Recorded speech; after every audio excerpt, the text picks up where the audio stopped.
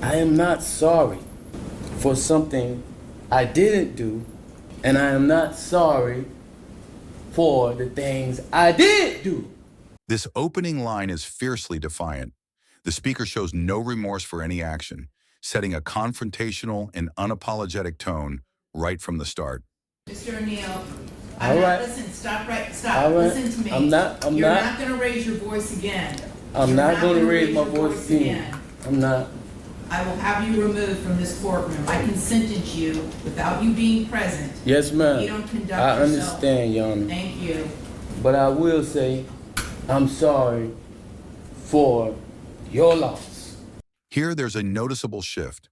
Although the speaker won't take responsibility for his actions, he acknowledges the victim's loss, suggesting a minimal attempt to seem empathetic without actually apologizing for his deeds. 19 years I've been at this job. I've seen human beings killed at the hands of others in every way imaginable. You name it, I've seen it. Shootings, stabbings, drownings, suffocatings, blown apart by cars, some DUI manslaughter cases, horrible things. This is the worst case I have ever seen as far as the facts go. The judge uses decades of experience to emphasize the severity of this case. By stating it's the worst he's ever witnessed, it underlines just how disturbing and unprecedented the events are.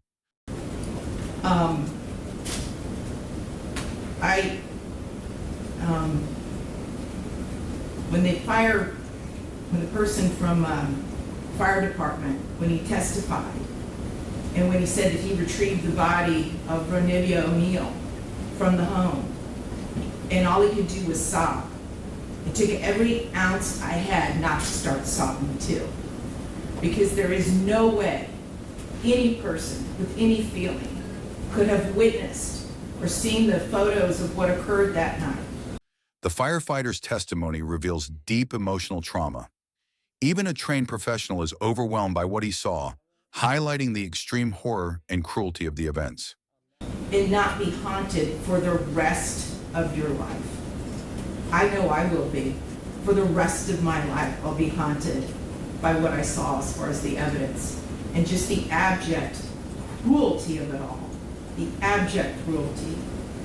And I was aware, because I reviewed a lot of the discovery ahead of time, as you well know, did a lot of in-camera inspection of a lot of documents. And I was aware there was some evidence, at least, that when you needed to recover from your gunshot wound, that neither your parents nor your Aisha, Miss Robinson, would let you come recover at their home. I don't know if it's true or not. I'm not going to get into a dispute. I'm just mentioning there was some evidence referencing that in the records. And all I could think about, because I knew that Miss Barron was not with you romantically at the time. And I knew that she just out of the goodness of her heart let you come stay with her. And it is beyond tragic that that critical decision ended in so much horror for her and for her children. It is unspeakably cruel what happened as a result of that one decision. The way that Ms. Barron died was horrific, and that 911 call, which captured truly all of it. You heard, and everyone who's heard that 911 call heard a death scream. If anybody ever wants to know what it sounds like before a human being dies, knowing that their death is imminent, that's exactly what it is. That was a death scream. We're going to see if it's true. But what happened to little Ronivia and to little Ronnie, but I'm going to focus on Ronivia, because she was special. And you could tell Miss Barron had done everything she could to create a beautiful home for her family.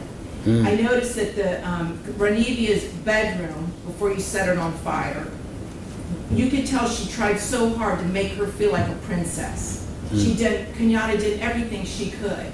And I noticed too in the kitchen, on the refrigerator, she put up magnets that said faith, love, family, hope. And then you know what else happened to that refrigerator during that night? It got splattered with blood all over it. due to what happened. Little Ranivia, she couldn't scream, she couldn't run away, and she witnessed what you did to her mother, as far as shooting her mother in the arm with the gunshot. She knew. And the horror that that child suffered.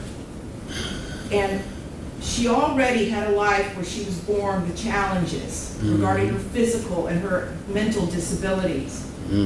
But the pain and suffering that she suffered that night at your hands, unspeakable, absolutely unspeakable.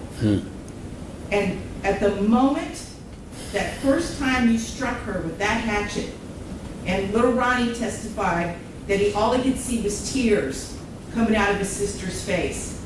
At that moment, that child knew, she was being betrayed in the cruelest, most tragic and sorrowful way that a child could ever be betrayed. She was being betrayed by her parent, the one person that should be there to protect their children and love them and keep them from harm. And that was the last thing that child felt before she passed on from this earth, was your utter, cruel betrayal to her. And I read somewhere, and I don't know if it's true or not, I have no idea, but I read somewhere that souls pick their lives, and that they know exactly how difficult their lives are going to be before they enter into this world. And I don't know if that's true or not, but if it is, Ranivia O'Neal is one of the bravest souls I have ever come across in my 54 years on this planet. One of the bravest ever, ever, because she suffered so traumatically. In this reflective closing, the judge steps into a more philosophical tone. By suggesting that souls choose their struggles, he elevates Ranavia's suffering to a heroic level, marking her as exceptionally brave amidst profound tragedy.